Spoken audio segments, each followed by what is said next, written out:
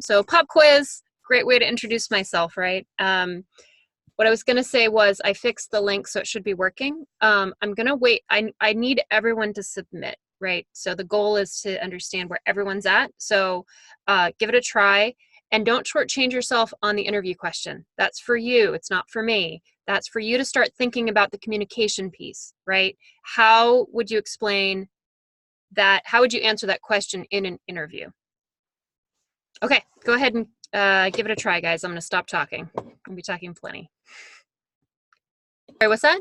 I said we had 8 in the class, so 7 submissions. It's almost everyone. Yes, but there are 9 people here. Which means me, myself, or sorry, me, myself, and I. Me and the 2 TLs, it means there are 6 students. Only one of our TLs is actually here. Oh, thank you, Dakota. Okay. Well, and Tina's here. Well, it's usually the majority of people have. See what I mean? Like, I don't want to spend, I appreciate the feedback, Martin. Thank you. It would be an issue if you had a data science instructor who couldn't add. But the goal here is to get a majority of students because you guys are,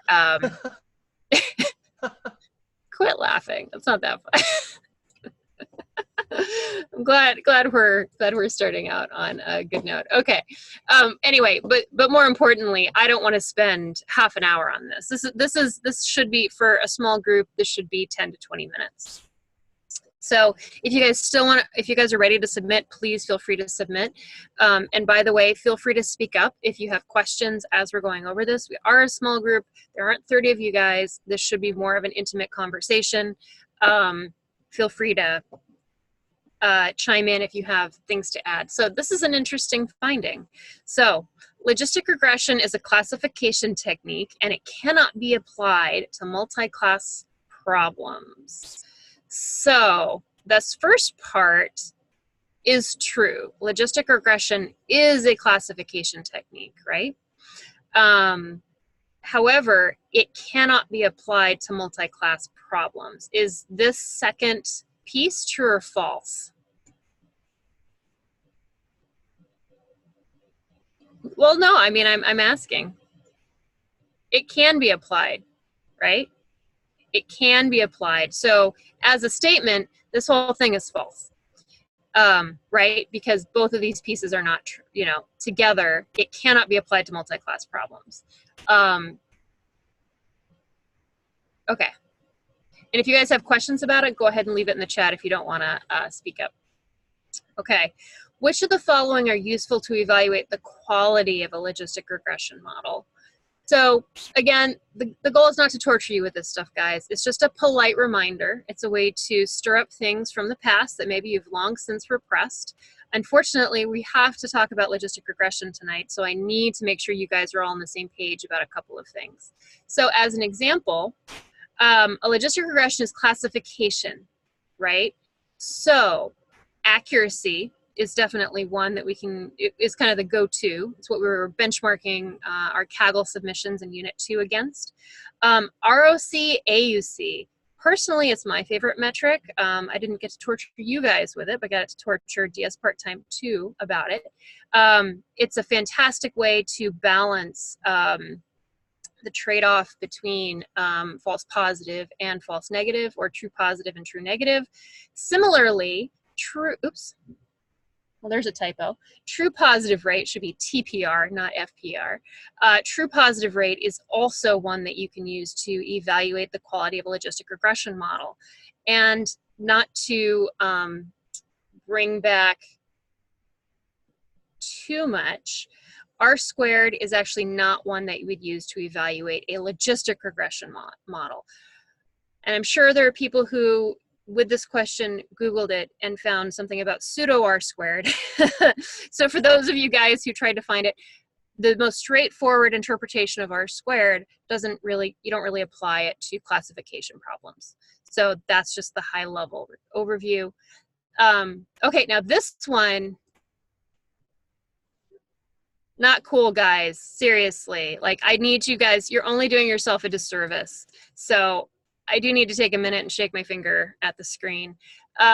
So we can have a sense of humor, but the goal of these questions is to get you guys to think about communicating, right? And this was not an easy one. I really wish I didn't have to do this one, but unfortunately we're talking about the sigmoid and I really need you guys to review it because it's what we're talking about tonight. So a couple of things that people answered. It allows us to better analyze binary classification by getting values between 0 and 1. Yep, that's a good general solution, good answer or general answer. The sigmoid function normalizes the results of a logistic regression prediction. So if you take these two together, I think that that would be a pretty good answer. The sigmoid function is what makes logistic regression applicable to broad problems. We use it to map predictions onto probabilities between 0 and 1. I love that. The sigmoid function is used to find probabilities, right, which is central to any classification problem. One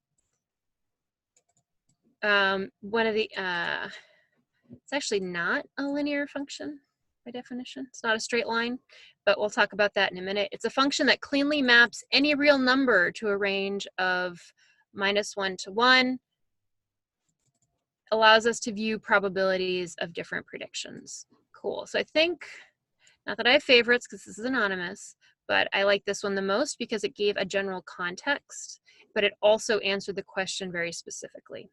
Okay, and I want to encourage you guys to write more than one sentence. Don't make me come after you. I'll start making you guys put your emails in here if you keep giving me if you keep giving me ASCII art. But anyway,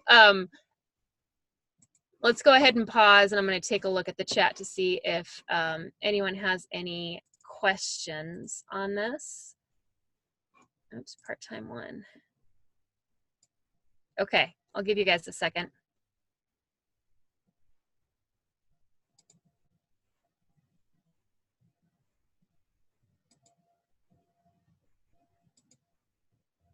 Yeah, thank you, Dakota. That's actually fantastic. So if you review, I actually just taught logistic regression to DS part-time 3, and it's what we call the squishing function in unit 2.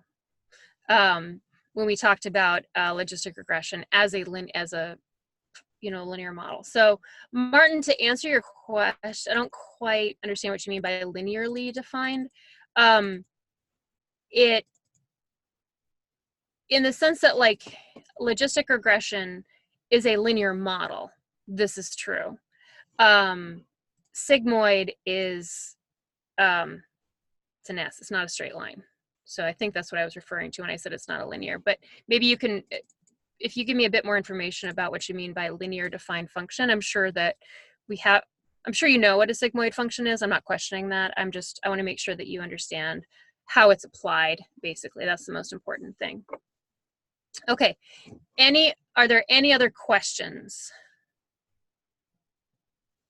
If not, we can go ahead and dive right into the code. Okay, so the other thing I'm going to say, I wanted to take a few minutes to introduce myself. So let me go ahead and share this notebook with you guys so that we're all working from the same link and you guys can see what I'm working on. So my name is Keri Kalmbach. For those of you guys who didn't see my brown bag lecture, I finished a PhD in biomedicine from NYU in 2015. I'm not going to make you call me doctor unless you keep giving me ASCIIs and I'm punishing you.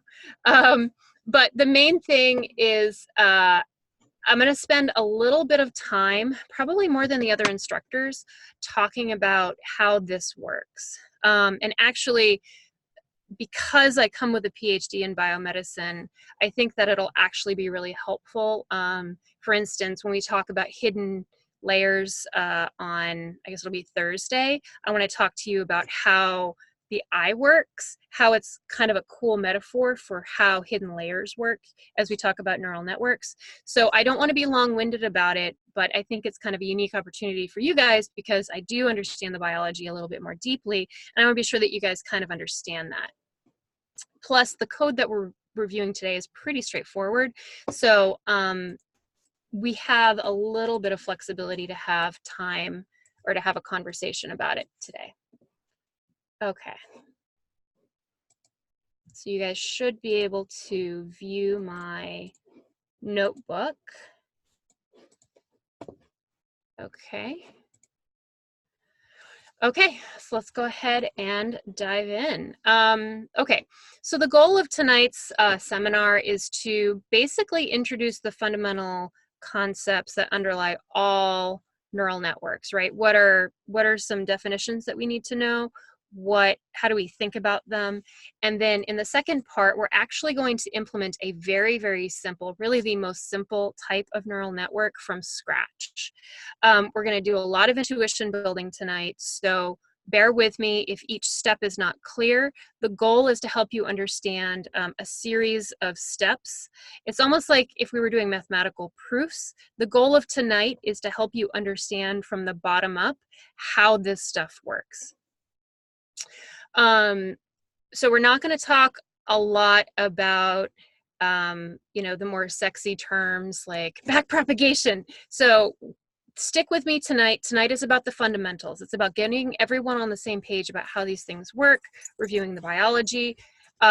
Thursday and moving forward is when we'll really dive into the diverse types of neural networks. But we do need to, because neural networks are pretty complicated, we do need to start from the basics. So with that, let's go ahead and talk about neural networks. Or really like how biology works. So we're all smart. We've all got brain cells, right? At least I would assume so, even if it is 7:30 at night for some of you guys and later. How does our brain work? Well, it's built on these things called neurons. Neural networks, what we'll call artificial neural networks, were actually invented back in the 50s. Now, what's interesting is that what we call today artificial neural networks were invented way back then. Obviously, they're in use way more today than they were back then, but the concept dates back to the 50s. What that also means is that our understanding of neural networks dates back to our understanding of how brains worked in the 1950s. And so my job is to help you guys understand how okay, and I'm joining in I'm going to be staring at my tablet because I want to be able to scribble. So forgive me if my scribbles are a little bit, I want to be able to annotate. Can I scribble? Yay, I can scribble. Okay, so let's talk a little bit about how neurons work. So neurons are really, really big cells. And they don't tend to regenerate. They do a little bit, but you're pretty much born with all the neurons that you're going to have in your life. So make sure that you don't screw them up too much. So don't stay up too late. Don't, drink too much. Just respect your neurons. It's really important because if they don't work, then your brain doesn't work. Generally speaking, there are two parts. So there's an input side. There's what's called the cell body or the soma, and then there's the output side. Now, generally, these things behave a little bit like a function, where there's input coming in, and then either a certain threshold is met, and then it fires, or not. So what you can imagine is that, let's say we're touching something, right? And you guys can, when you just start boiling a pot of water, right? If you put your hand on the side of it, it's going to feel cold, right? As that temperature starts to increase, it gets to a point where you can consciously recognize that there's heat coming, right? The reason being, you've actually got nerves in your fingers. Those are sending a signal all the way up to your brain. And so the body of the cell is accepting input. And so you're going to get, it gets to a point where there's enough heat being generated that this neuron is going to say, okay, I detect a certain amount of heat, I detect or any other kind of signal. in which case it says, okay, it's met a minimum threshold, and they literally call it a threshold. And then something called the action potential is fired. And the action potential is kind of like, it's basically this all or nothing signal that once you've got a sufficient amount of signal coming in, it fires off, right? And without we don't need to get into the molecular biology of it, but that concept of an action potential is actually really important. And we'll get back to that a little bit later in the seminar when we start talking about stuff. And so in aggregate, what we're doing is we have some kind of input coming in. There's some kind of basically summation of that information. So how much signal, it could be heat. It could be, if you're looking at a picture, for instance, it could be a certain amount of color, right? Because there's a certain resolution at which, as things get bigger, you can actually see them. And then the neurons fire. In a very simple example like this, well, one example might be that one neuron may be responsible for your heat reflex, right? And so while your conscious understanding of like heat could be gradual, if you touch something that is really, really hot, you don't want your brain to have to like consciously acknowledge that it's hot, right? What you're going to actually want to do is have a neuron fire and be like, oh shoot, that's hot, right? And immediately pull. And so reflexes like that are another example of how neuron firing dictates reactions, right? It's just different types of stimulus. Okay, so without getting into too much detail, because I really want to talk about this more tomorrow, but as we start talking about neural networks, we're going to start talking about how what we would think about neurons or nodes in our network work in collaboration with each other, right? So you can imagine we have, and actually this is true, there are individual neurons in a developing human's brain that actually respond to smiles, believe it or not. You know how like when you smile at a baby, they smile back at you? Well, babies at a particular age can only see like maybe 12 inches in front of them. They don't have 20/20 vision. They're not going to be doing they're not driving anytime soon. And over time, as their eyes mature, as they develop, they can see farther and farther. And so, those first couple of months, it makes sense that they basically see mom's face or dad's face or relatives' faces, right? And so what they plotted out in the 90s were the neurons that correspond to, you basically have a neuron that is responsible for identifying the pattern of an eye, right? And so they'll see two eyes, and then they'll see a nose and a mouth, right? And what's happening is you've got multiple neurons. You've got the cones and rods in the back of your eye.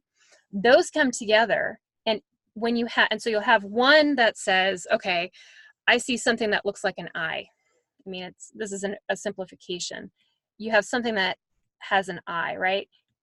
Bring it together, and what you do is you have these signals converging literally through different layers. We call them layers in both biological neural networks and artificial networks.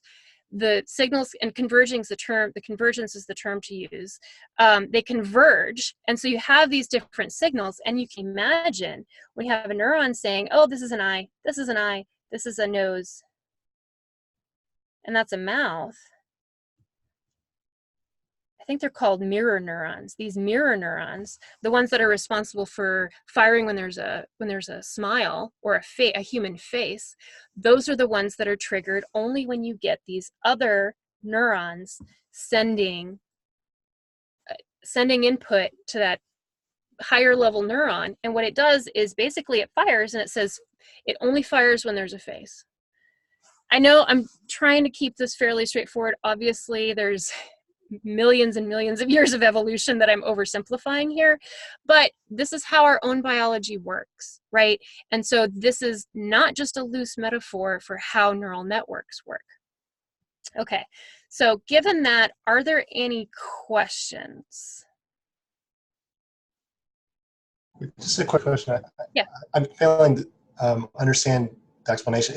You said the neurons fire if it sees a face. Is it seeing a face, or when the individual, an agent?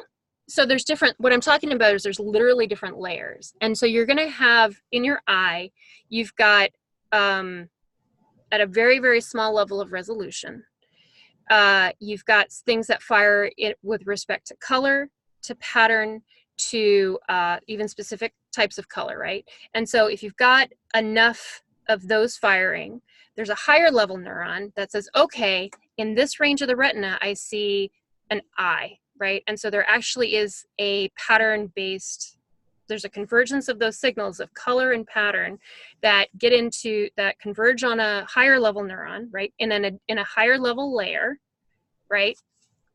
After that, you get these higher level neurons that say, okay, I identified an eye, I identified an eye. Someone identified a nose, another neuron recognized the mouth, right? And so basically you take at the lowest level of granularity, you've got, think of it as like pixels on a screen, right? Like if you were to look really, really, really close, you can see individual pixels, maybe not on your retina screen, but on like older things. So you have, think of it that way, right? That's your retina, right? When you back up a little bit farther and you look at, so we could look at this, right? This little bit of text, and we could say it's black and white, right? And so we're picking up very, very, very, very small levels of detail.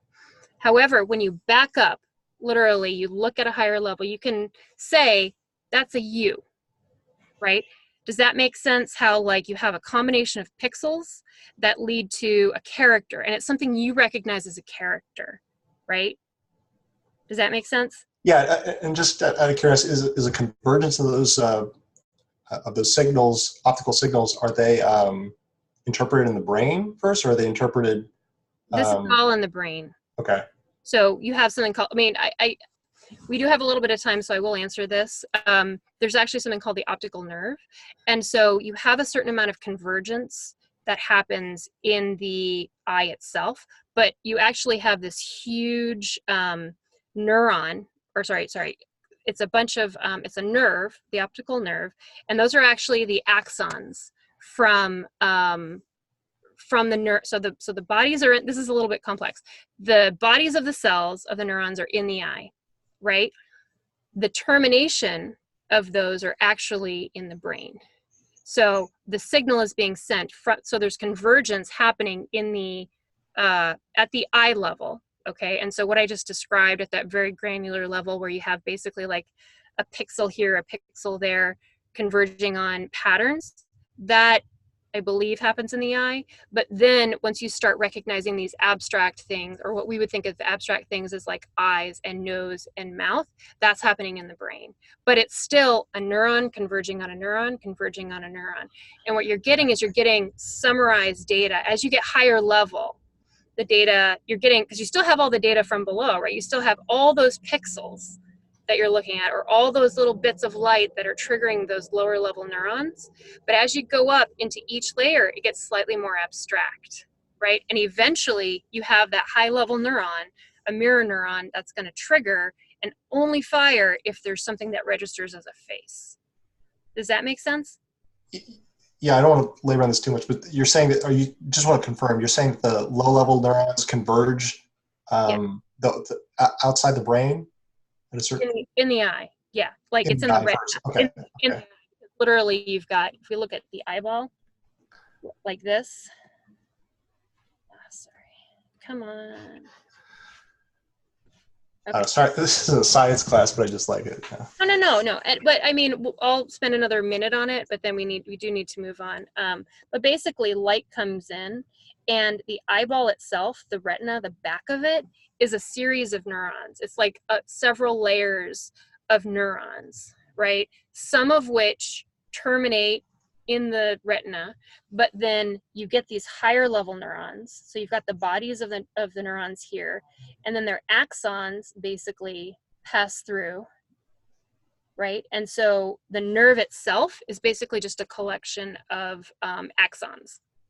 So remember what happens is we get our signal here. If they meet certain criteria, if they meet a higher level of if they converge and in some they meet that threshold, then this will fire. And so what'll happen is that message will get sent to the brain only if there's sufficient convergence and summation of those converging signals on the body of that neuron. Does that make sense? Let's walk it back. The most important thing, let's walk it back. The most important thing is you get signals that come in here, right? If they meet a particular threshold, then this fires. And for tonight, that's all you need to know. Did I make it? Did I go out on a limb? Did I go a little bit too far out on the right? I mean, I was just curious because it's just interesting to ask about how the logic of the neurons occur. Yeah. In just purely in the brain, or is there a operations? So that reflex that I was talking about, those are actually, I think it's in your spine. So not all reactions or like nerve, not all of those circuits, so to speak, are in the brain actually. And so like your gut, for instance, there's a lot of there's a lot of stuff. There's more neurons in your gut than there are in your brain actually. Well, that's not entirely true. There's more cells in your gut, but there's this whole sophisticated system going on that you're totally not conscious about. And maybe you think about when you've got gas, but you don't think about your body like digesting things, right? And so all of these automatic processes that your body does are dictated by neurons. They're driven by neurons, like the muscle contraction in your gut is driven by neurons. Okay, I didn't mean this to be a neurobio lecture, but okay, so then we had another question. So Raul, are there infinite layers? So Raul, do you mean infinite layers in a biological sense? Yes. In a biological sense, you can't have an infinite number of cells in your brain, right? Is there feedback? Yes. And so that's more of a, I want to answer that one way, but I don't want to turn this into a biology study. So even when you zoom in and out of a camera, like the way your eyeball works, it's actually individual snapshots. Like it's discrete.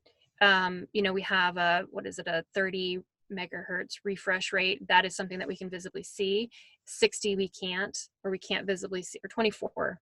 Anyway, it's not, none of the things that you think are continuous are actually as continuous as you think. So I would say there are not an infinite number of layers. However, as we will discuss in coming days, there's feed forward and feed backward. And so in a sense, it is continuous because it's a process that kind of iterates seamlessly, both in artificial and in biological neural networks. Okay. Great question. Well, hopefully this was interesting to you guys. Like the goal was not to derail the conversation, but if you do have any questions about this stuff, I'm a huge nerd, so feel free to Slack me and we can have coffee.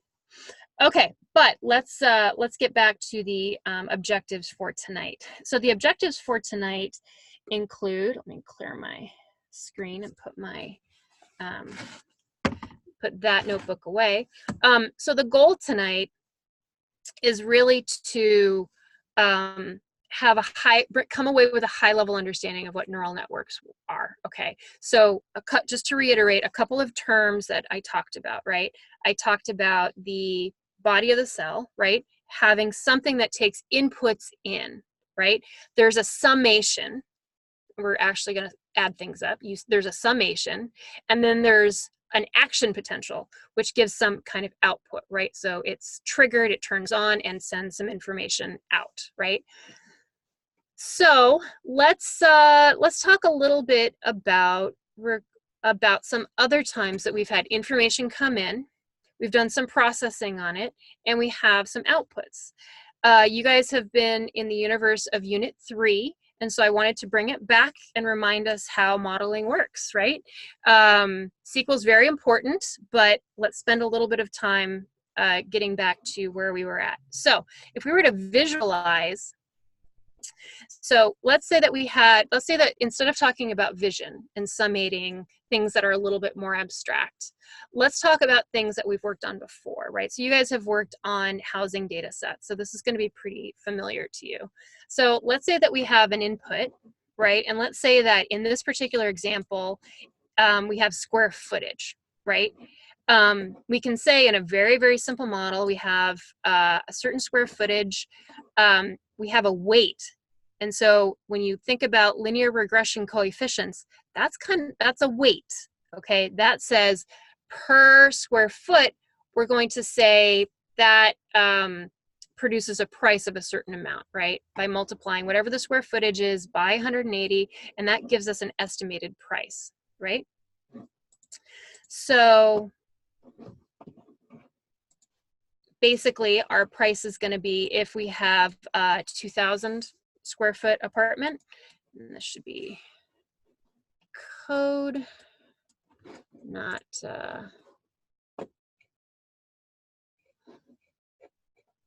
okay, anyway, basically we would get a value of why that did that. Okay, let's do, we want price.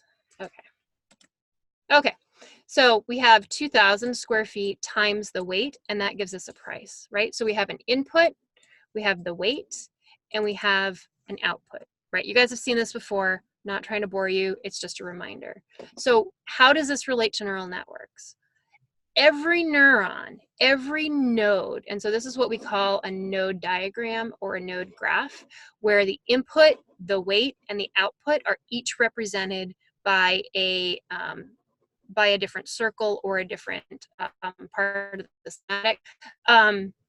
Y is our output, W is our weight, X is our input, right? And the reason we need to do this, so like why would we want to represent it this way? Well, as we start getting into more complicated and sophisticated neural networks, sometimes you're going to have two outputs, right? Pretty much all the models we've been working with so far have one output. You can have multiple inputs.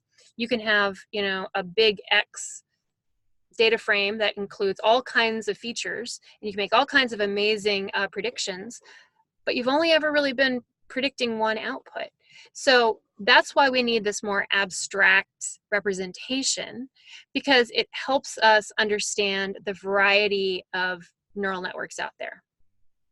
Okay, just to give you guys a taste of some of the stuff we're going to be working with, not to scare you, but just to give you kind of like an interesting glimpse into what we are going to be working with. So we're not going to be talking about most of these, let's be clear.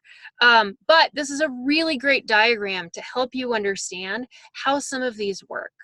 And so this week, for instance, we're going to be today we're basically going to be talking about the simple perceptron model.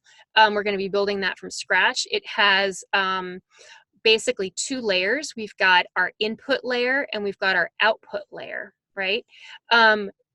On Thursday, we're going to be talking about a simple feed-forward network, and that's where we're going to be introducing the concept of these hidden layers, right? And so when I was talking about that concept of convergence, of signals upon signals, this is what I was getting at, where you can have a layer of input cells in yellow here. You have a hidden layer, these green cells, these green circles, and then we have an output cell, and we're still just, so we're still just going to predict one thing. You know, I don't want to spend a lot of time on this, but it is a really useful diagram to refer back to, just to give you guys some idea of some of the different networks out there. So like, for instance, I've actually done a lot of work with Markov chains, which are strictly probabilistic. Well, you'll notice there really isn't, you know, there isn't really a strict input or a strict output. It's a bit of a, you know, and so this is just to abstractly help you understand that neural networks come in lots and lots of different shapes and sizes. So whatever you thought you knew about inputs and outputs is going to be turned on its head. Not tonight, but we'll get there. Okay, so just sort of reviewing what I defined up there, the formal things that you guys need to understand for your sprint challenge, for having intelligent conversations about this stuff moving forward. You need to understand the concept of an input layer, okay? So the input layer is what these yellow cells, right? So basically, it's in our example of the single square footage, we had one feature, we have one node, we have one feature going in, and we have something going out the other side, and we have a simple output layer. It's also sometimes called the visible layer because it's what we're inputting, right? It's like something we can see, it's what we know is going in. As we get into neural networks, it's going to become more and more abstract. And I'm going to be less and less able to explain to you why your model is making the decisions it's making, because this is the concept of a hidden layer. And so you can have one or more layers on the inside that are automatically getting assigned weights. There's different feedback mechanisms and different ways of those values being evaluated and changed depending on how many iterations you go through in your model. So when I talk about a visible layer, it's one that we can see, one that's going in, right? This is in contrast to the hidden layers, which are the ones that are sort of going on in the black box. We don't know what's going on. It's something that's automatically being assigned or calculated by the model itself. Okay, so let's take this example a little bit further. Okay, so we have an X value, we've got a Y value, we've got some basic predictions, we've got our square value. And so basically, if we were to make a prediction from a linear regression, we would input the square footage, we would have the actual price, we would have our predicted price, and there would be some difference, right? And if we were to plot it, it might look something like this, where we have our actual, the dots are the actual values, and so it would be, basically we have square footage of about 2,100. It has a price close to $3.99. Our prediction was somewhere along this linear line, our linear model. So this should look very, very familiar. And so there's a certain amount of error, which is basically the difference between that actual value and what is predicted along that line. So why do we care about this? And of course, there's a certain amount of error that we need to acknowledge, because a model that has 100% accuracy, or an R-squared of 1.0, is not something we can trust, right? So rather than talking about having a perfect prediction, we want to talk about what that error means and evaluate that with respect to our model. So one way that the differences between the plotted value and the predicted values are plotted or are adjusted are with the slope term in a linear regression, right? So what you may find when you're building a linear model, again, we're pretending that this is kind of a metaphor for a neural network. We've got some input, we're going to multiply it by some weight, but then we might also want to adjust it up or down, right? So that it's the best fit. The y-intercept is definitely it's a constant value, and it's a constant value that I'm calling out because it's something called a bias term, or it's similar to what we would call a bias term in a neural network. So, you know, the weights don't always get your prediction spot on. And so we have this little bit that's left over. In this case, an intercept, it's basically another level of adjustment. And if you have a multiple regression, so you've got multiple terms, you'll have multiple weights. So you have multiple slopes or coefficients, same thing. So you might have multiple values of, you know, these green nodes, but you're going to have one value for the intercept. And so I really want you to think about, I want you to acknowledge that you're gonna see this term coming up. The bias term basically is a way to summarize kind of that extra information that isn't fully captured by the weight. And it's really abstract, but it is an important thing to call out. So if you were in a statistics class, they may also call that your error term. It's basically kind of like a little bit of a remainder that's left over when you don't have to adjust the prediction. So in order to get a better prediction, you not only need to have the weights, but you also need to have that bias term. When we talk abstractly about neural networks, it's implied that there's a bias term in there, but it's not always explicitly called out, right? And for our purposes tonight, think about bias as similar to that intercept term. Okay, so when we add in our bias, in this case, what we're doing is we're basically saying, well, let's say that we've got a certain weight, right? That's our slope, it's our coefficient. We've got our prediction, we've got our features that we're gonna plug in, the values, we've got our prices, right? We're calling those Y. Our prediction is going to be the weight times that feature value plus bias, okay? And this gives us, so what was our, so our mean squared error above was what? Our mean squared error was fairly high, actually, 2058.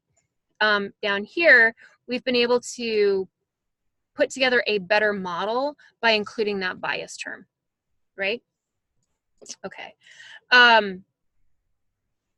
If we were to create a multiple regression model by including more than one feature, but we're still only trying to predict price, it might look something like this. So we have price per square foot. I'm sorry, I'm getting ahead of myself. So the way we optimize for that weight, for that price, ordinary least squares, is we basically try to we're going to iterate through this process where we take the difference between the actual values and the values predicted by the line and kind of wiggle it around until we minimize that error, right? Remember that going all the way back to ordinary least squares in the beginning of Unit 2, we're trying to minimize that error term. Okay, we're going to do something very, very similar in neural networks, right? Except for we're not going to, it's a different algorithm that we'll get into in a minute. Okay, so now let's say that we're going to plug in multiple terms, okay, multiple features. So we basically are going to be doing the same thing, but without getting ahead of myself, if we were to have a multiple regression model, in other words, multiple features predicting one output, this is what it might look like if it were represented as a node diagram, as if this were a neural network. We've basically got two input values. We've got two weights, one for each feature, and we have our bias term that adjusts for everything in that layer, and they converge on a single prediction, okay? And so if we were to, and this is why I'm using terms like summation and convergence, because literally the information that's here, whatever value's plugging in multiplied by that weight, brought together, gives us our prediction. We're adding it together, right? It's an additive linear model. And so we're basically going to be doing exactly the same thing in a neural network. And so we're adding these up. This is the mathematical representation of what a neural network is doing. We have a Y value, there's a weight, there's the value of feature 1. We've got feature 2 multiplied by the weight, and we're going to add, and we're going to adjust by that bias term. Okay, so that's a lot. That was a review of linear regression, and I'm sure you guys are more than ready for a break. I want to do one thing real quick just to wrap up this conversation, and then we're going to move on, and we're actually going to use this to, instead of building a linear regression, we're going to take that intuition that we spent the last 20 minutes building, and we're going to build a neural network from scratch. We're going to build a simple perceptron. Okay, now how are artificial neural networks different from linear regression? In terms of the intuition, they're very similar at a very, very basic level. Neural networks, on the other hand, are fabulous for dealing with non-linear relationships. Okay, and we'll talk about that, and we'll actually give you an illustration of what that looks like later. Yes, you can do polynomial regressions, but if you were to add more features to a linear regression, it's, especially if you're using stats models, it's a pretty onerous process. You basically have to clean everything up, you stick it in, and you have to interpret those coefficients, right? Linear models are simple, but they are useful. Neural networks are fabulous, fabulous for modeling against nonlinear relationships. There's also an element of feedback that's really important. And so that, remember on our node diagrams up here, you have these, see how you have these kind of like feedback loops. It's a much more dynamic process, right? Which means that they're much more flexible in terms of learning things as a learning algorithm, and much more scalable. What I will say is that in my own experience, what we'll call classic machine learning models, so when I say classical, I mean things like linear regression or random forest, decision trees more broadly. Basically anything we learned before now is kind of that classical machine learning approach. XGBoost.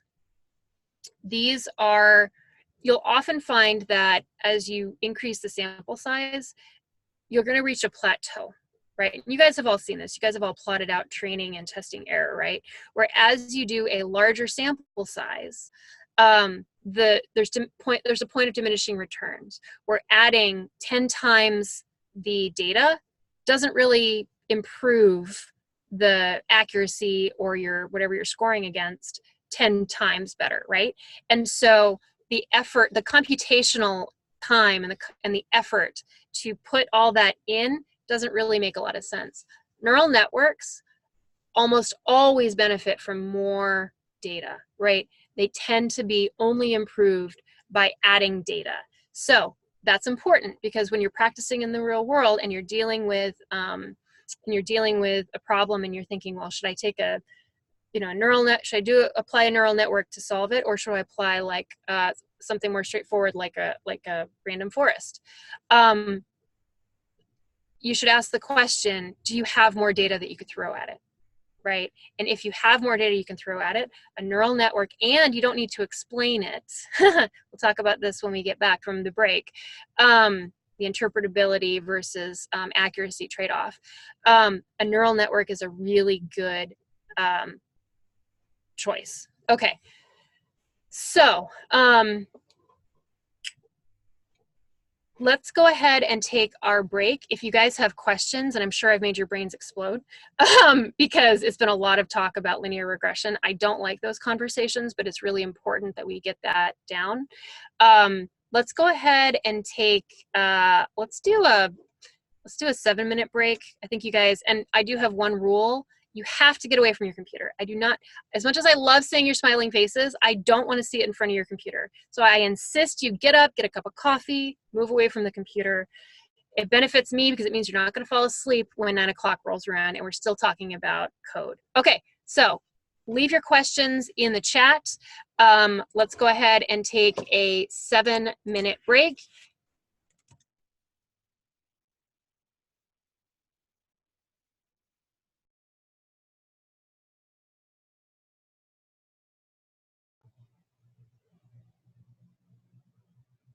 Did Keri just freeze? Yeah. whenever it loads. Oh. Okay, you're back. There we go. What was that? Was there a question? I think your computer just froze. No, I think, Sorry. no, there we go. My, No big deal. There we go. Okay, 7 minutes from now, guys. Go enjoy your break.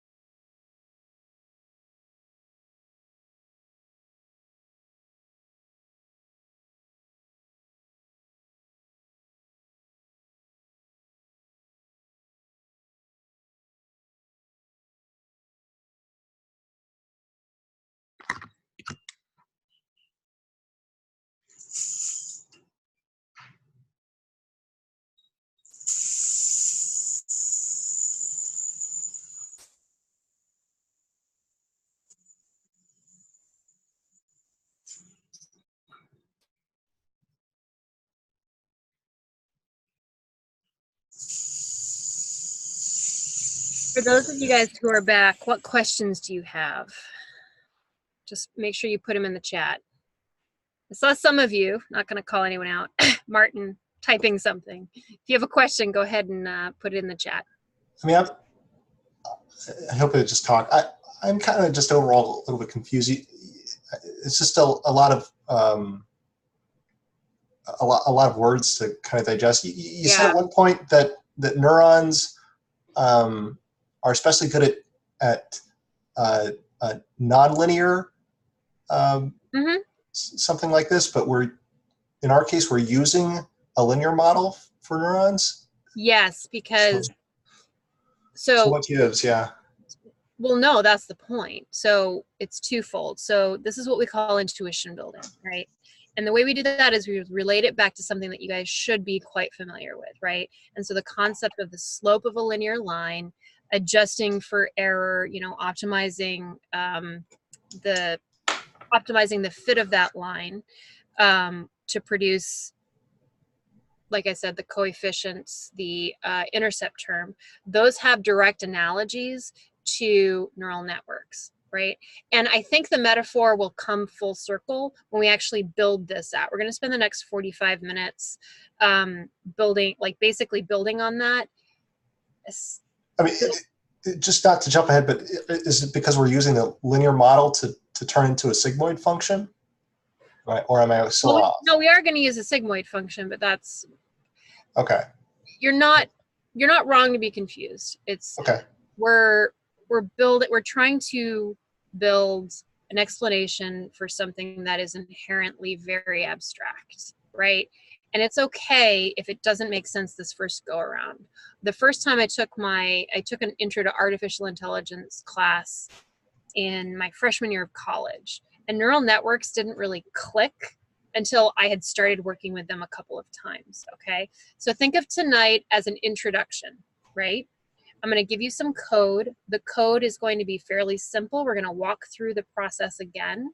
It'll basically complete the metaphor that I built in the beginning with the linear regression. So what I will say is that, so you had said, stop this. What I wanted to do is I wanted to say linear models are different from neural networks. The pieces that we're bringing from one to the other are the concept of weights, right? So does the concept of a weight make sense, Martin? Yeah, sure. Yeah, okay. Okay. And the concept of bias are the two most important things. And how we're taking, basically we've got a function that we're creating where we've got inputs and we're getting an output, right? That's what I need you to take away from it. I don't know. Yeah, I mean, that's what I mean. Okay, I mean, I just think just generally it's just a linear, it's how I understand a linear function. I don't know how else to even think about it. You know, you use these terms weights or factors. Well, because weight is the term that we're going to use to bridge that understanding into how neural networks work. So it's a coefficient, it's a slope. It's also known as the beta term, right? Depending on how you learned about linear regression. That's basically a weight, right? And a weight is the term that we use for neural networks. Does that make sense? I think it's easy. I think it's... We'll see. Yeah, I think it's easier once you... No, I think... Yeah, it's this is not an easy topic. Okay, so I think everyone's back. And just out of courtesy, guys, I would appreciate it if you would turn on your webcams. I'm a much more effective teacher if I can see your reactions, right? And so you don't want me just responding to Martin, do you? Hi, Raul. And Ashwin, hi, good to see you. And Karthik, is that how you pronounce your name? Oh, cool, I got it. Hi, Annika. Dakota, yeah, I've seen you before. Hi. Hi, Tyler and Elizabeth. I would love to see you when you get back. And hi, Gwen. Good to see you. Okay. Yeah, all this is important feedback for me that you guys understand, because if you make a face like this, it's feedback for me to slow down, right? You can also ping me. I want to be the best teacher for you, so keeping your camera on helps me with that. Okay, so welcome back. The first part of class was very heavy. I genuinely don't like to talk as much as I did during the first half of class. However, these were important basics that you really, really have to understand. Now, to catch everyone up on the conversation I was having with Martin, through all that talk of linear regression, what did we want to take away from that? We wanted to take away the concept that we built a network, basically, right? Where we had an input coming in, we multiplied it by a weight, we adjusted it by the intercept or a bias term, and we produced an output. All these values are converging, and we're literally adding these together. So that's the summation of this times this plus this times this plus this gives us our prediction, right? So it's abstract, but it actually is quite simple. So if you feel like you get it, chances are you do. Don't overcomplicate it thinking about New York prices. Okay, so taking this a step deeper, how do we mathematically represent the concept of a perceptron? Well, it's actually just that, where we have a weight, we multiply it by the input, we have the weight, multiply it by an input, and this continues to however many features we have. We add all that together, we adjust the whole thing by our bias term, and then we're going to do what's called a sigmoid transformation. Okay, now this is why I had a quiz question about the sigmoid function. What are some properties of the sigmoid function? Okay, let me know in the chat. Like, what do we remember about it?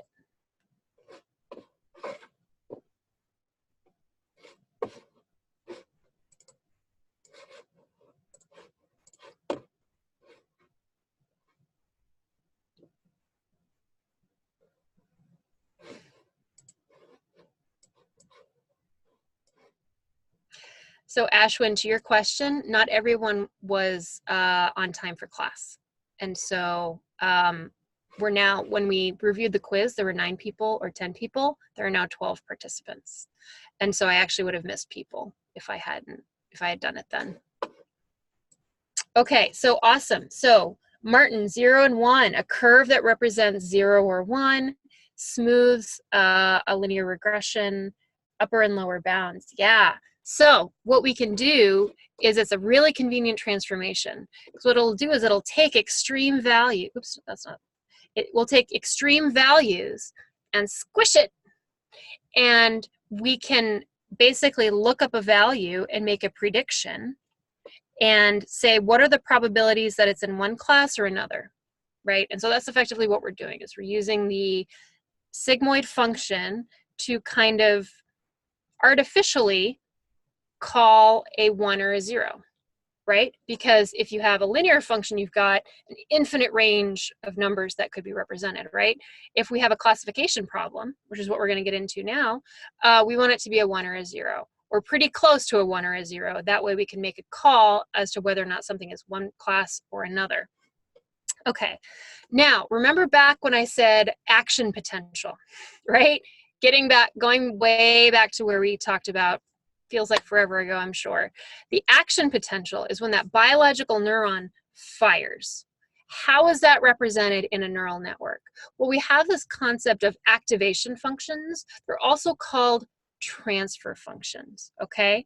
And this is basically a transformation that is applied. In this case, we're going to use the sigmoid to tell us whether or not we're actually going to fire or not, so to speak, right? And so that's why I spent the time talking about action potential. That is analogous to our activation functions.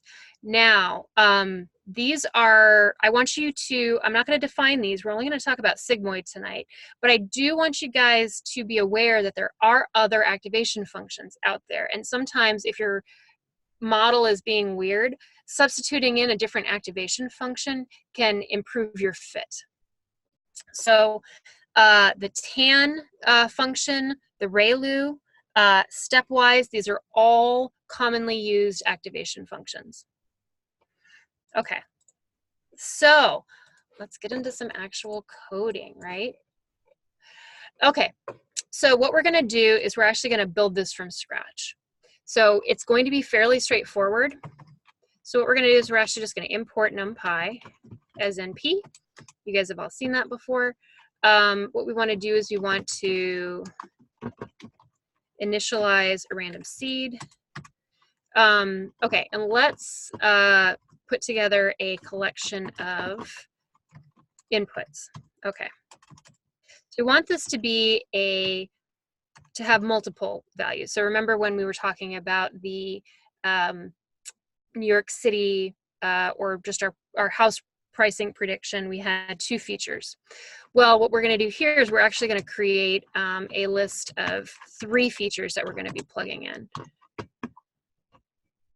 Okay, let's do 1, 0, 1.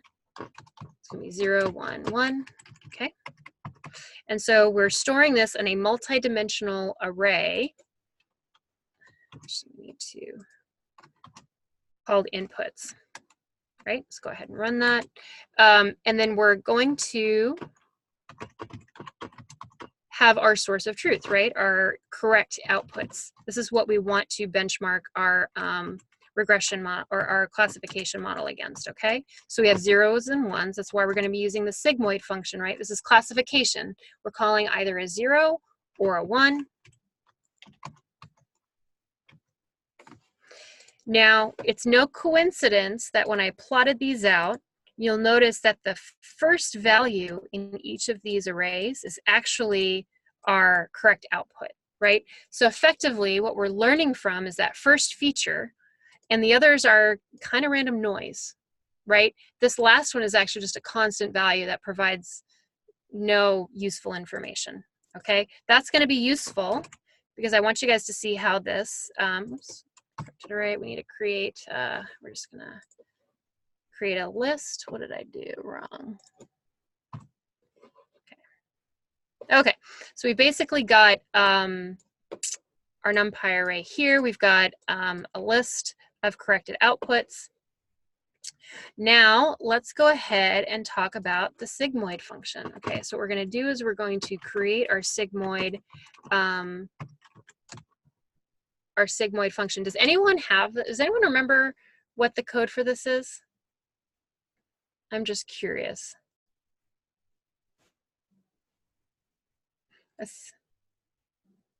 I do. Maybe don't chime in on this one.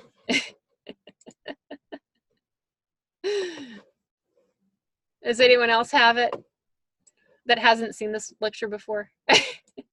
Thank you though, Dakota, I appreciate it.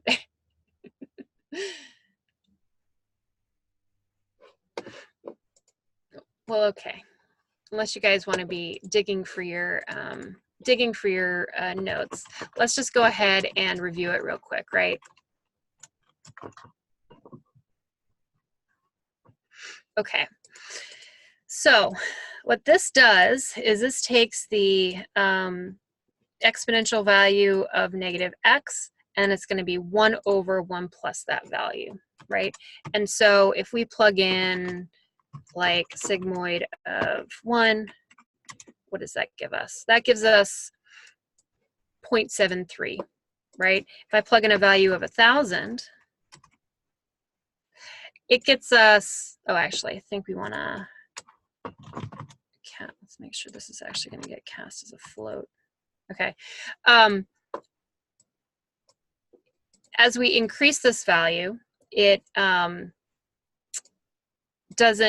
transformation that forces it between 0 and 1, right? And so it's a very, very close value to 1, and in this case, it's so close, it's actually rounding up to 1. If we plug in 0, it's at 0.5. If we plug in -4, it gives us a really small value, right? And so our 0 for this function is basically at 0.5. And so just to kind of reiterate what that looks like, for very, very small values of x, it's going to be close to 0.5, right? If it's close to 0. For large, really up to infinitely large values, it's going to get closer to 1 or -1. Or sorry, it's going to be 0, -4,000, right? So it's going to be effectively close to 0. Sorry, not -1. As we have large negative values. Okay, so what are we going to do with this? So the way a linear regression works is you try to optimize, you throw in some weights and you basically try to optimize based on minimizing the, it's called ordinary least squares is the algorithm that's used because you're trying to find the least squared error generally in that line, right? We're going to do something similar, but what we're going to do for our neural network is we're actually going to create some random values. And so we're randomly going to initiate the value of our weights, right? And then what we're going to do is we're going to apply some modification so that it will adjust. Okay, so let's say that we have, see what values show up. So we've got some values, negative 0.25, 0.9, 0.45. Because of the random seed that I used above, if you have, if you did NP random seed 42, you should get the same, if not very, very similar values as we're walking through this. Okay, and that's the point of the random seed, right, is reproducibility. And I promise that will be a quiz question one day that I give you guys. Why do we care about random seeds? Okay, so we've got our weights. So let's go ahead and calculate the weighted sum. So what we're doing here is we've initialized our weights. We want it to be the dot product of our inputs and the weights. I'm not going to spend the time reviewing linear regression. Definitely implied you guys know that. So what are we doing?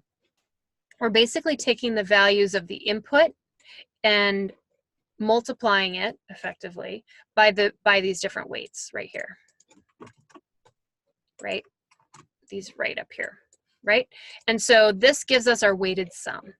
So what we're doing is if we were to look at this as a node diagram, we've initialized random values to these weights, right?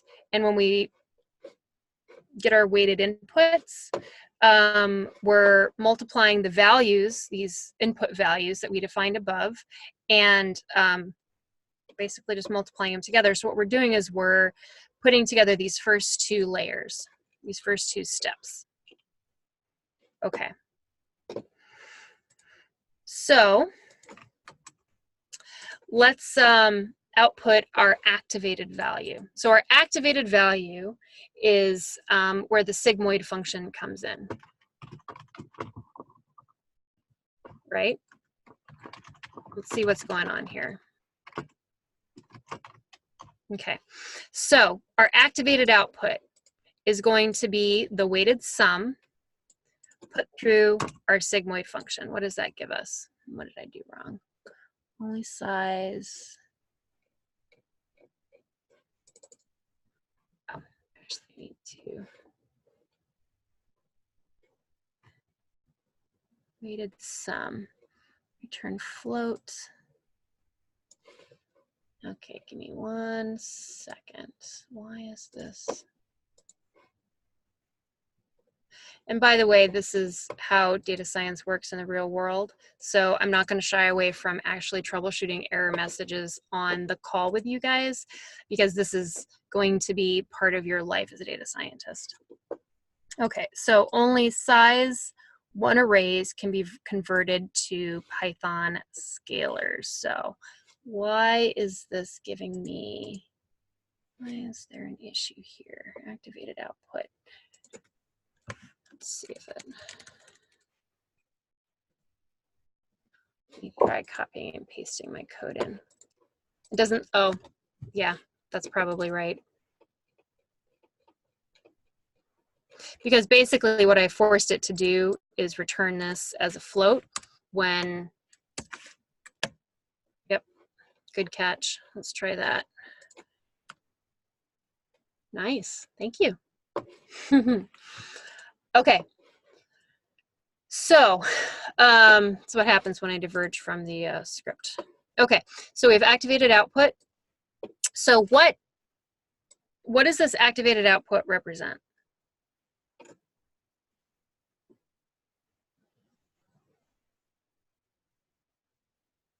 The probability it'll be 0 or 1? Yep, exactly. So on the outside, exactly. That's a perfect answer, actually. So these are probabilities that it's going to be 0 or 1, right? And so you can think of these as the transformed values of our weights on that sigmoid function, right? So these are effectively our outputs, right? These are our predictions, almost. Not quite, but almost. So let's say that we're going to, let's go ahead and evaluate how that actually looks, right? Activated output. Okay, corrected. Why did I misspell it?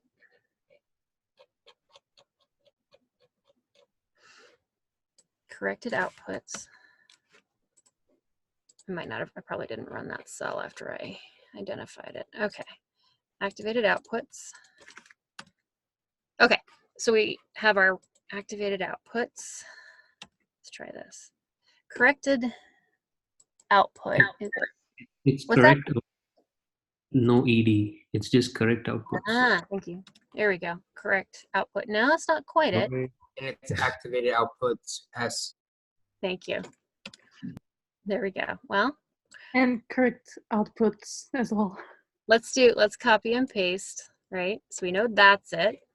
And we go to the top where we defined, okay, correct outputs, right?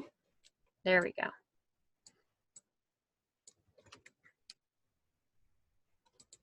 Okay, so we have an error calculation, right? Which is the difference between our correct outputs, our actual predictions, and our activated outputs, right?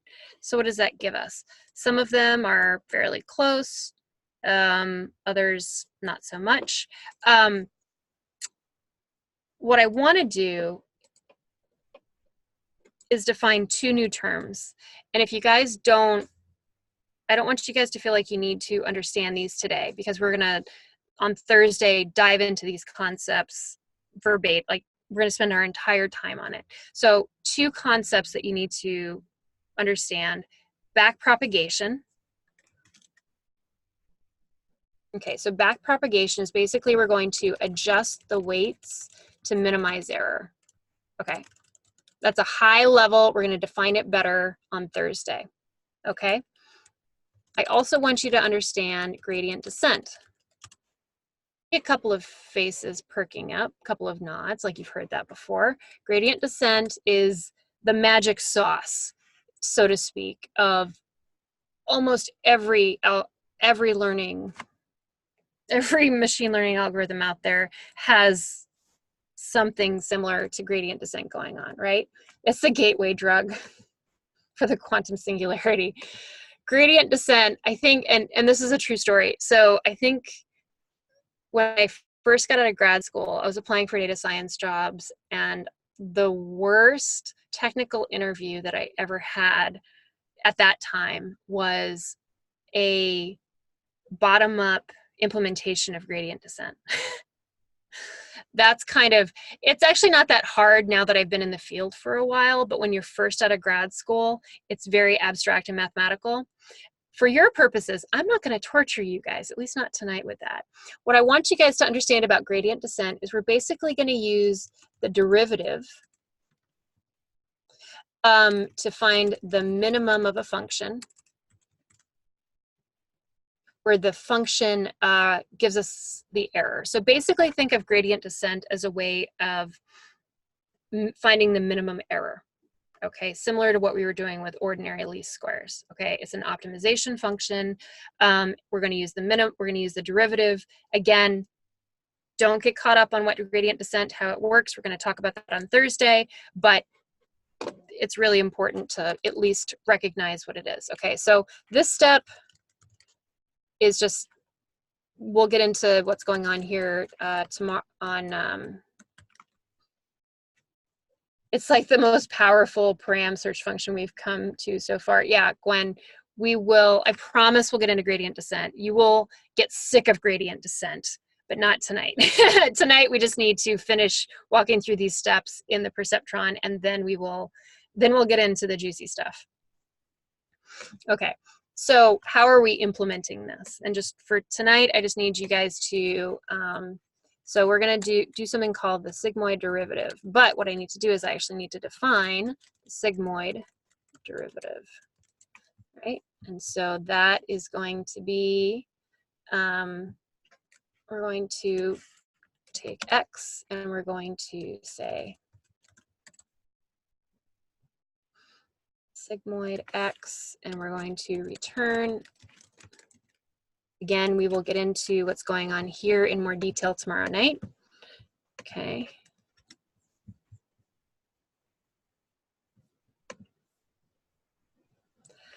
So Karthik, I don't want to get derailed. Let me finish this thought. Again, we will 100% talk about derivatives ad nauseum tomorrow or on Thursday. Okay. Okay, so this is the last step. We're almost done finishing the loop on this. Okay, so we're gonna take, right? And so we have, okay, let's make sure that runs. Okay, so now we have our adjustments.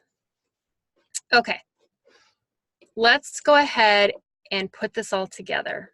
Okay, but call it out in a process. So what we're gonna do is we're gonna walk through a loop. Okay, you guys know what for loops are. We're basically gonna iterate through something 10,000 times, right? We're going to take a weighted sum, right, which is the dot product of the inputs and the weights. We walked through that before. We're going to pass it through our activation function, right? We're going to calculate our error. So we have the correct outputs minus the activated outputs. We have some adjustment that we're going to make, right? And so that adjustment is dependent on the error, right? So we're taking some information about the error, and then we're going to update the weights based on that error. Okay, so let's go ahead and run this. Let's see where we get. Okay, so what did our weights start out as? If we, oh, Colab is screaming at me. It doesn't like to. Anyway, the weights were like 3, I think, or something like that. So the weights started at -0.25, 0.9, and 0.46. So those were random values, right? And we had to set, we had to give it a place to start. So we had to throw some random values in there. Okay. So is this done running? Okay. So once it's gone through 10,000 iterations of this, it's going to take those weighted values, pass it through the sigmoid function, calculate the error, make an update based on the error, and update those weights. After 10,000 iterations, we're arriving at some of these different values. So what do we remember about the different features we plugged in, right? Which one was the most meaningful, the first, second, or third of those features?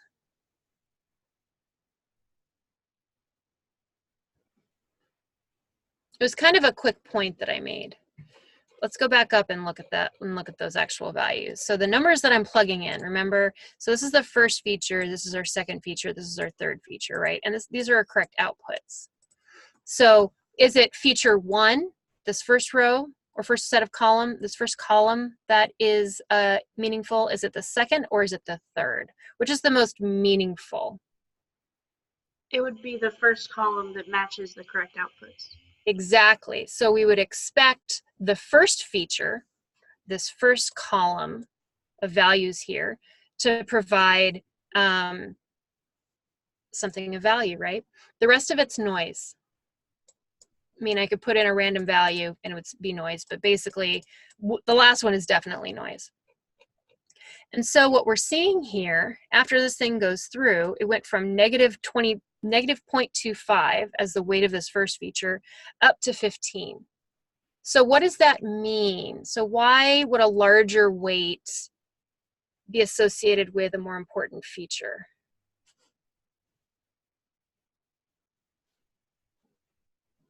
You want to get to the right correct output. So the correct output is the first feature, so it needs to be of a higher weight.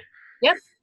Yep, And you want to exactly. minimize the other features. Exactly, exactly. So the higher value, remember, we're literally adding stuff up. We're multiplying the input value by the weight. And so that the fact that that feature there is the highest value, that means it's going to dominate, right? It's the most important feature. And you know, this is not, and all of this to say, this is not going to be perfect. We went through 10,000 steps, and you know, those weights are producing let's see what the predictions are, right? How good is it? Well, what does this tell us? Like, what is this value? Why is there an E in there? I know you guys know this. It's how many places to move the decimal to the left when it's negative. Exactly. So is this a really large number or a really small number? It's a really small number. Yeah. So if we were to, I think I can do this. I wonder if, yeah, okay. So if we were to, this is what's called scientific notation, right? Basically, if we look at this written out as a decimal, this is a pretty small number. Yeah, it's fairly close to 0, right? Let's see, what does this one look like if we were to write it out in decimal format? Well, this one is not a small number necessarily, or a large number, but it's pretty close to 1, right? And so remember, when we're looking at our output, we're making a because we forced it through the sigmoid function, we want it to be either a 1 or a 0. And it's not giving us a 1 or a 0, but it's giving us a value that's pretty darn close to 1 or a 0. So the predictions that we're making here, the 7.22, it's making a prediction that our first value is probably going to be a 0, right? And it's making a prediction that our second value is probably going to be a 1, right? So what does that look like measuring up to our actual correct outputs? We have a 0, if something is really close to 0.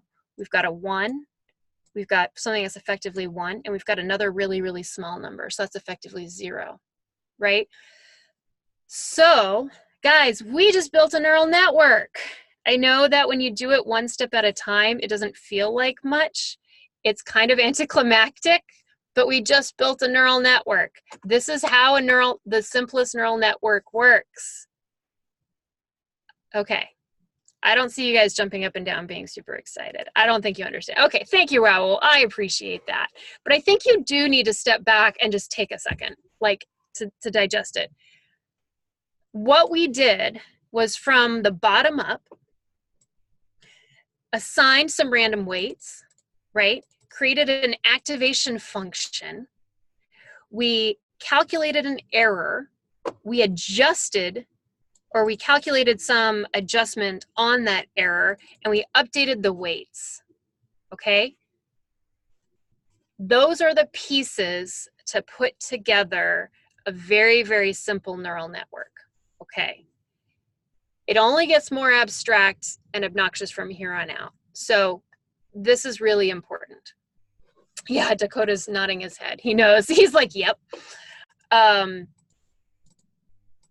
Gwen, I really appreciate that call out. I don't like mathematical proofs. However, I do think these intuition building exercises are really important. So we're going to spend time on Thursday building on this. And so it's really important that you guys remember these different steps that are involved, and how it kind of comes together to optimize for a prediction.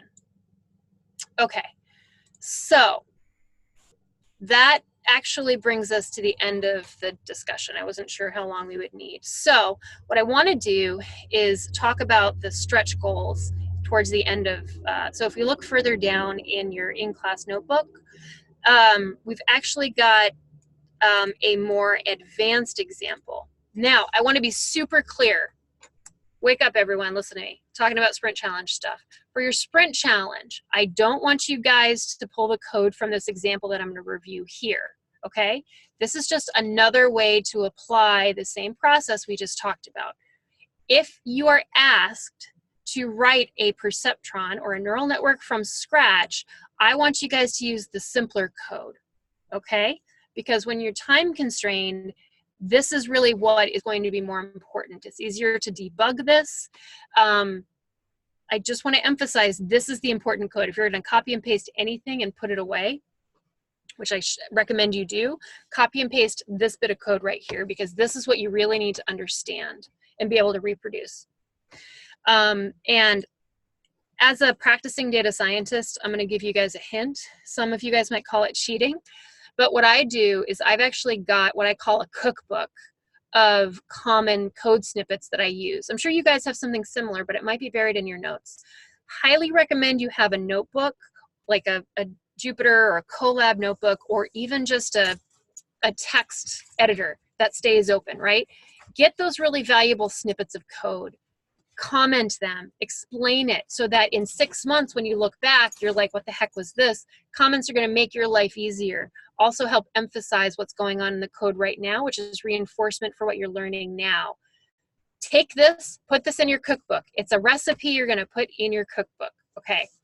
All of that said, let's get into a more, well, I'll tell you what, let's pause for a second. That's been a lot. Are there any questions so far?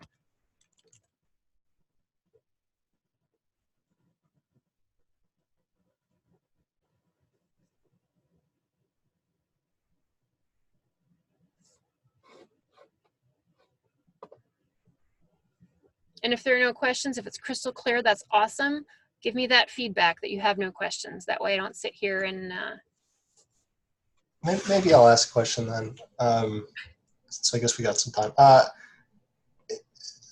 mean, this example here, how is this any different from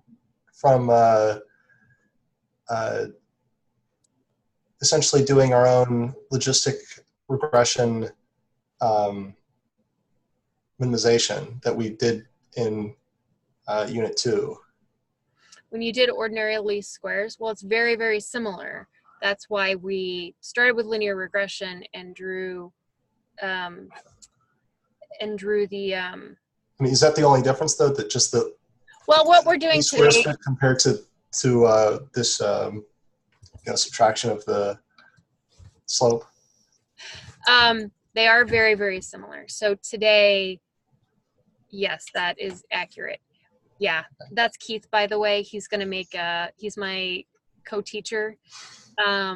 I apologize. There are coyotes outside. I'm in Arizona, and he does bark occasionally. He's super sweet and is usually really, really good, but sometimes he makes a cameo because the bed is right there.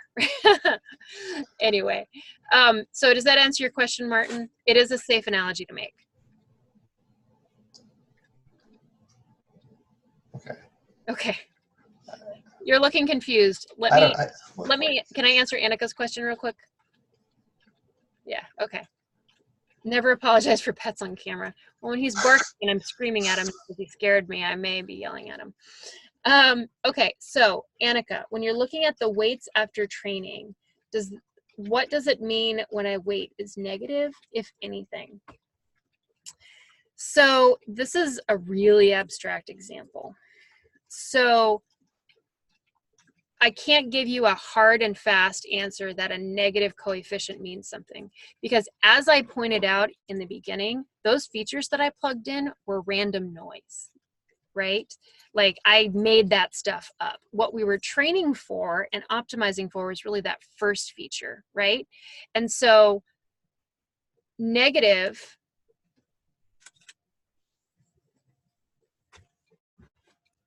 yes, thank you, Gwen, that's precisely it. So so a negative coefficient can be meaningful, but in this sense it's not. because we know that it was random noise. And so it's always an important context. So what you could argue is that, you know, there's a different, so if it's a negative value, like a negative slope, you could argue that there's an effect, but it's in the opposite direction of whatever the positive one was, right? But in this case, we know it's random noise. Okay, so Gwen, thank you for paraphrasing. What I'm trying to say is that today's example was simple. The reason we reviewed logistic regression in the quiz was because I wanted to bring that back up to the front of your brain so that you remembered it. And so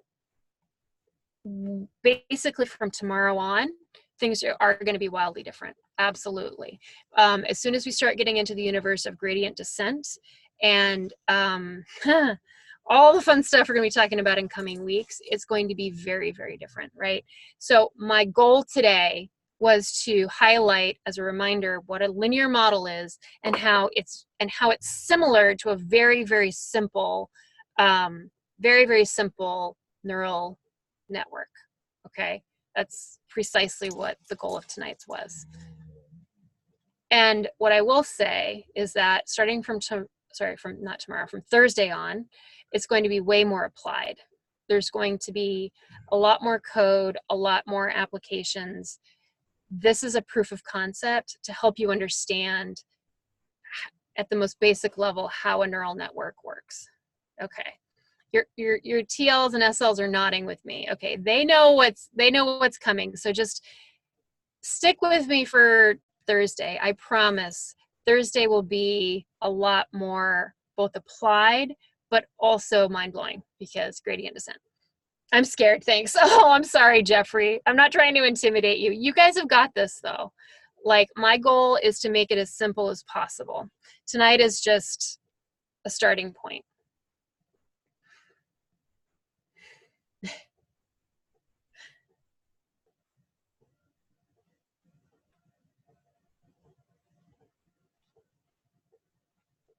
Not less confusing. Well, yeah. Well, and so Gwen, your comment, I'm so excited. It feels like picking up my wand at Hogwarts. It's not a joke when I say that it's magic. When you start getting into some of the more like wild neural networks, there are PhDs at Harvard that understand how they work. The rest of us are just using it, right? And so that's an important concept. For those of you guys who are very mathematical, it might actually be a tough adjustment moving into this more advanced stuff because we're going from a place where, so Ashwin, to answer your question, or just the adjustment part, we're going to talk about that in depth on Thursday. The uphill part of the roller coaster. Okay, let's dive in. Let's do one more. I want to spend the next 15 minutes. I don't want to scare you guys anymore. I want to make sure you're excited. So let's talk about one more example, okay? We did the intuition building. That's the most important part. I'll let you guys go, you know, seek solace with your SLs and TLs, hopefully. But they've been through this before. If they got through it, you can too. Okay, let's talk about this just to wrap everything up. Okay, so perceptrons, right, can work for a linear problem. So we basically made up some numbers. We had some features. They didn't really have a real meaning.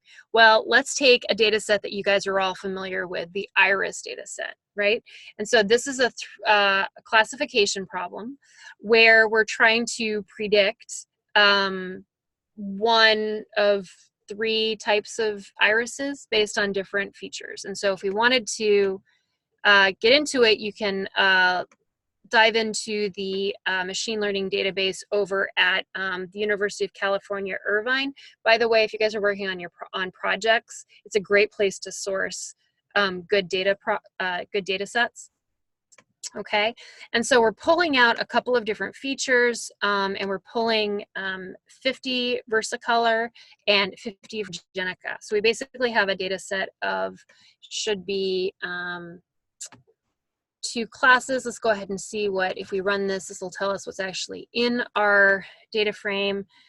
we've basically got 50 values of iris setosa and iris versicolor. So again, those are two different types of irises, of flowers, basically, right? Okay.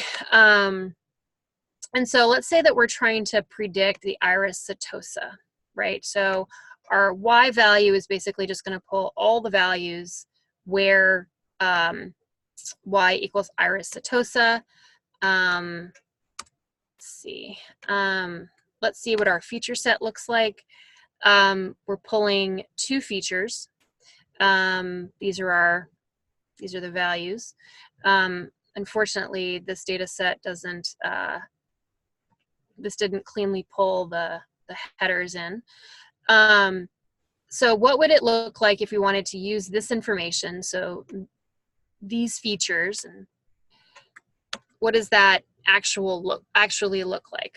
So on one side, we've got sepal length, another is petal length, right?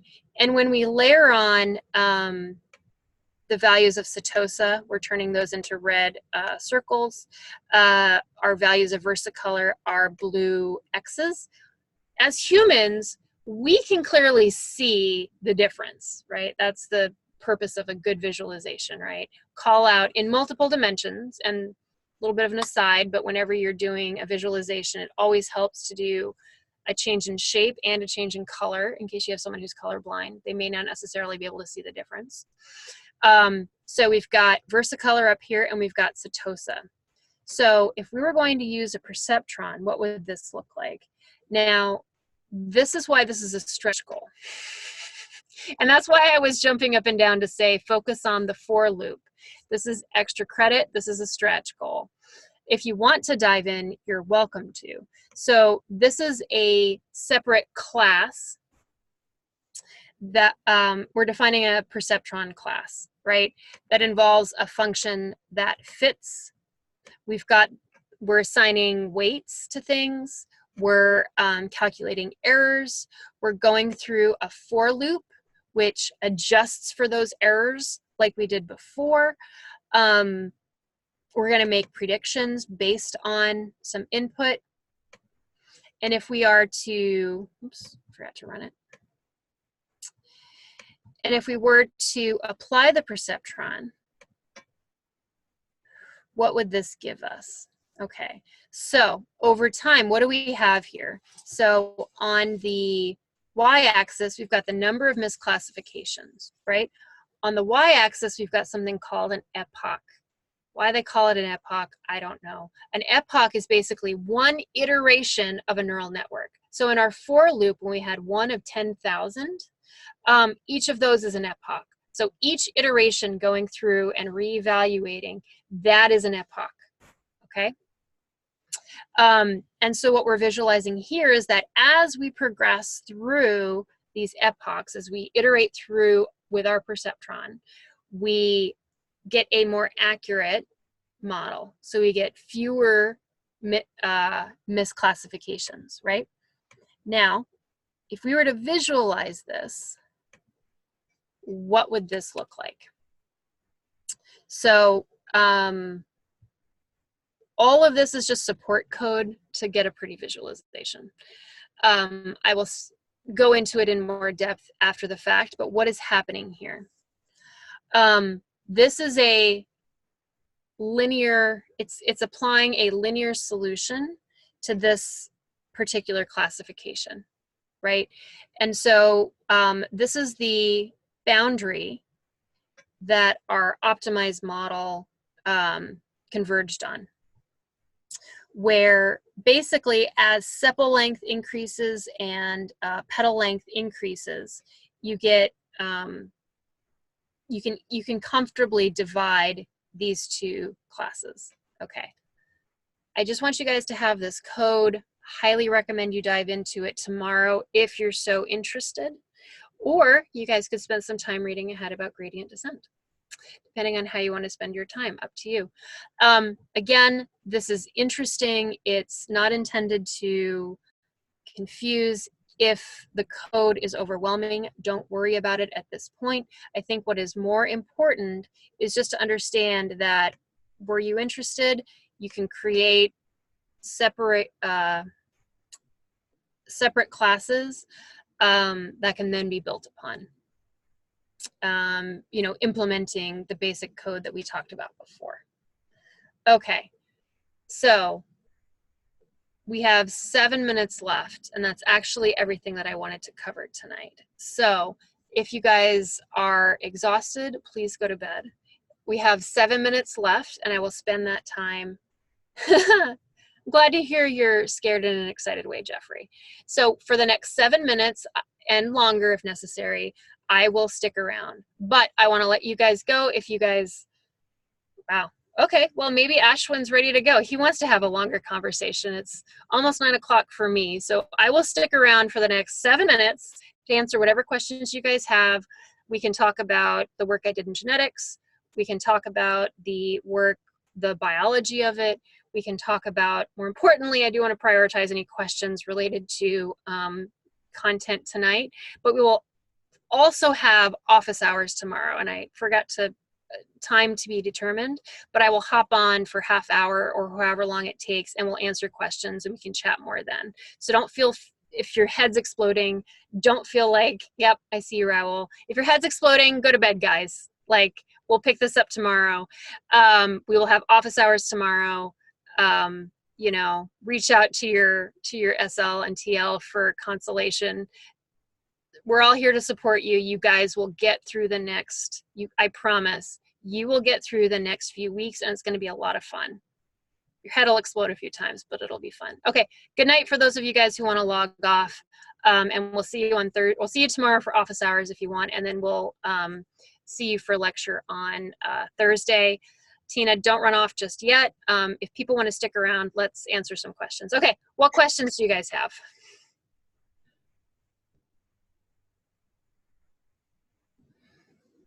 Does someone want to go before me? I always kind of ruin the class with asking questions at the end. So they've been very good questions, even if they have a little far afield for some of it. But if it's not making sense to you, chances are there's at least one other person it's not making sense to. So please continue asking. Maybe. It looks like I don't think anyone has any. So we'll come to office hours tomorrow. What's up? We have 5 minutes. Let's do it.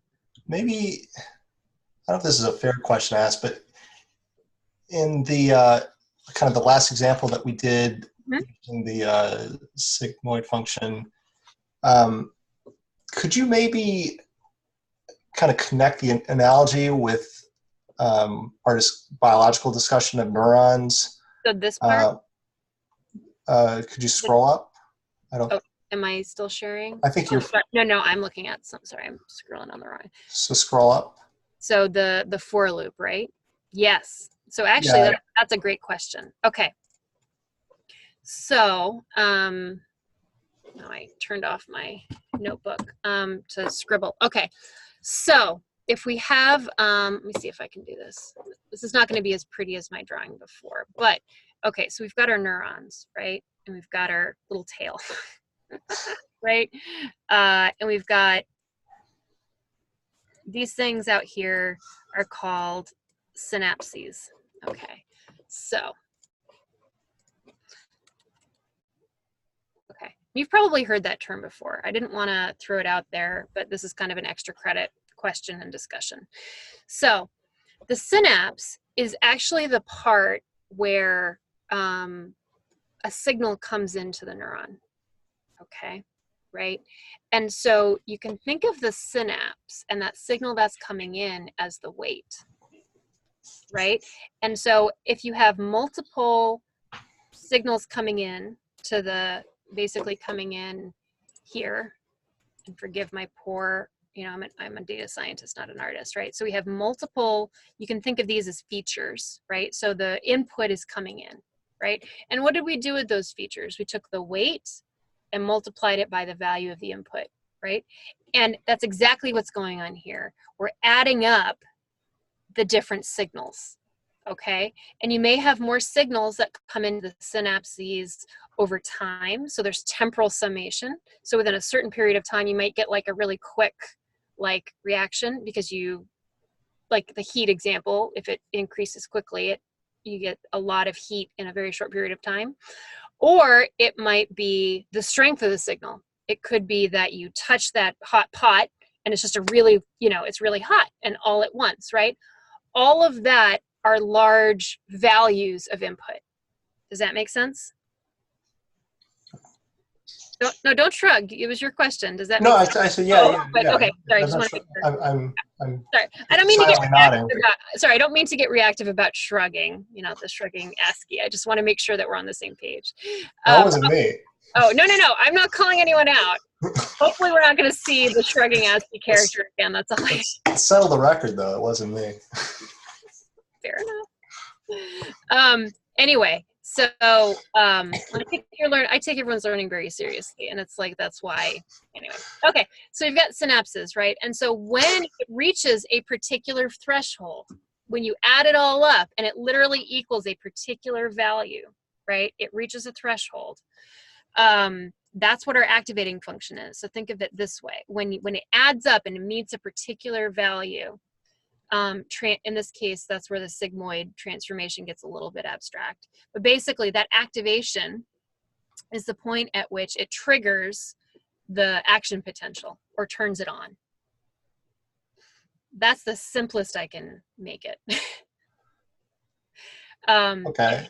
So the synapses are like the information coming into the synapses are the equivalent of like the weights, right? And so it actually may be, and this is true, like one synapse may be more sensitive than another. And so like if there's a signal that comes in this way, the neuron is more likely to trigger, right? And so if you have a weight that is really large, in other words, the output is really, or you've got a predictor, this makes complete sense in my head. So if you have a signal that is, very sensitive, right? Or a neuron synapse that is very sensitive, right? And so you get something that comes in here, it will trigger more easily. Let's put it that way. It's kind of like the same as having, it means that it's more likely to trigger. Think of that as having like a larger weight, right? Yeah. So each of these synapses can have a larger or smaller weight, depending on where it comes from. And if you just scroll down just a tiny bit, so that I had actually, let me. if you can, There we go. Yep. I don't know whether to call it an array or matrix, but the thing you have output after training, is that sort of the mathematical representation of, Yes. I guess, the neuron in discussion. And so the action potential, whether or not it fired or not, basically. So Okay. if it's a 1, it fired, right? If it's a 0, it didn't, right? So it either fired or it didn't. and each neuron will have its own mathematical Yep. whatever so much. Yep. And I know we're out of time, but I don't know. I'd like to ask one other question. Is there a, neural network, I guess, the algorithm structure or whatever idea came in the 1950s, as you say. Is there any feedback from discoveries in biology? I mean, I know, for example, Yes and no. What were you, sorry, what? Well, I don't know. I saw something kind of, I saw 2019 that they found some organism that had 302 neurons that they were able to fully map in 3D. Mm-hmm. And if you have that full mapping, I imagine you could, I don't know. Simulate it? I don't know. Yeah. Essentially, yeah. Understand it almost completely. And if you have that. Yeah, and that's the goal. Absolutely. And broadly, yes, but in terms of the basics, no. Like that's the reason. Broadly. Well, so the question was, so if you look at it broadly, like for instance, there's this, and I actually didn't want to get into this, there's this concept of like genetic algorithms, for instance. We didn't really understand the concept of like that is informed by very, very recent. You mean like polygenic scoring? Or are you talking something completely different? No, genetic algorithms. Oh, okay, then something. No, I'm not talking about polygenic like genetics. It's literally like, and I'm just pulling something from, genetic algorithms are actually a data science thing. Like they're an algorithm that are used routinely. I haven't used them, which is why I didn't want to speak too much about them. I understand genetics. I have not used genetic algorithms, right? But that is a recent innovation from biology that has been directly applied to the subject matter of data science, right? So that is one example. However, the level we're talking about, no, it hasn't moved forward since 1957. As we move into more advanced networks, it becomes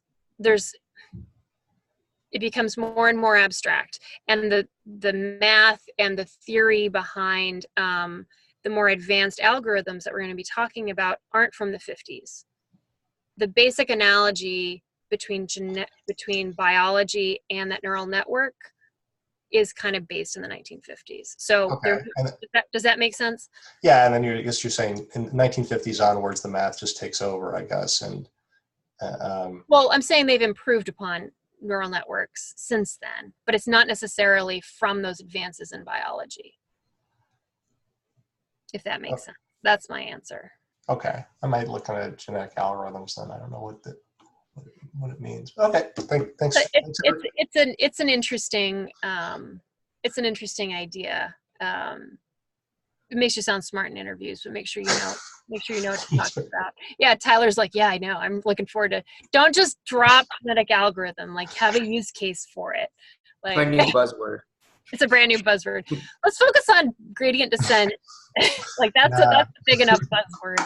And if you and candidly, if you can explain gradient descent, and darn it, I'm going to quiz you guys on it. You're going to be able to explain gradient descent to your wife, to your cat, to your mother, to your father, to your partner. You're going to be able to explain it in very straightforward terms.